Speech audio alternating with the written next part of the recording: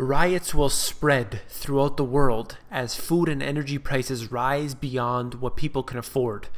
This has been going on now for a few years, and it has been becoming increasingly intense as this continues. I'll show you the statistics and show you how your country, no matter where you live, will be affected by this. Average price of electricity climbs to an all-time record. This is just recent news here, and this is in the US, talking about how electricity prices going to their absolute highest they've ever been. And this is something that we need to look at. I'll go on very quickly, just jump through everything quick. CME live cattle hit a new high with cash and beef prices. So they're saying that the cattle prices, beef prices essentially have reached an all-time high. So we have food prices again escalating beyond where they've ever been before.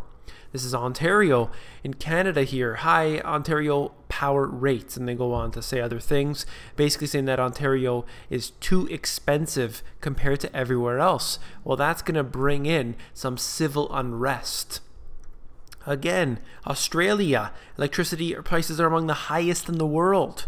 And they're saying that people are going solar to combat this. And this is an issue with power prices because obviously you need your heating, you need your cooling, and your refrigerator and all sorts of things. And without the power becoming affordable, we're going to have a big problem. And this is especially an issue for low-income housing, which are barely meeting the requirements as it is. I wrote about this in my book saying, I basically quoted the UN saying that global food prices are at an all-time high. And that basically pushes them to their absolute limit. So when you have people who are spending approximately half of their income on their food, you're going to run into a problem because these individuals are simply not able to afford anymore, and they hit the breaking point. Now, speaking of that breaking point, this gets into this article out of The Guardian.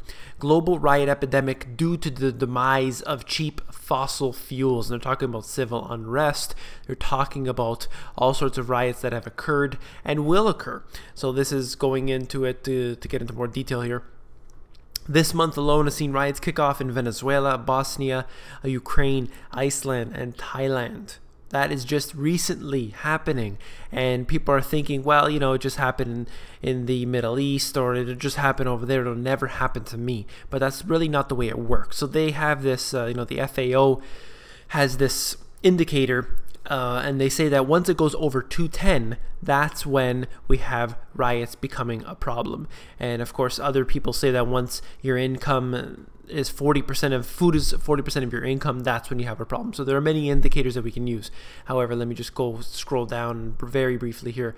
I'm basically saying that we had this problem where the food prices spiked, and we had the Middle East and North Africa really sparking up and having their civil unrest there. And this is all because of the food prices, energy prices rising. They all correlate together, and we can see that this is going to become a problem in the future, if not because of shortages or other instances. We have the actual hyperinflationary scenarios to worry about, where essentially the people like this are going to be slaughtered, and then this will spread out into the other countries around the world. This is a major concern of mine. I'm going to leave it right there. I'm going to leave it very short. You can read the articles for yourself, guys. I hope that you enjoyed this video and that you would like more of this type of content. If you want to become an insider, it is totally free. It's at themoneygps.com. You scroll down to the bottom, you fill in your email address, and you get occasional emails from me.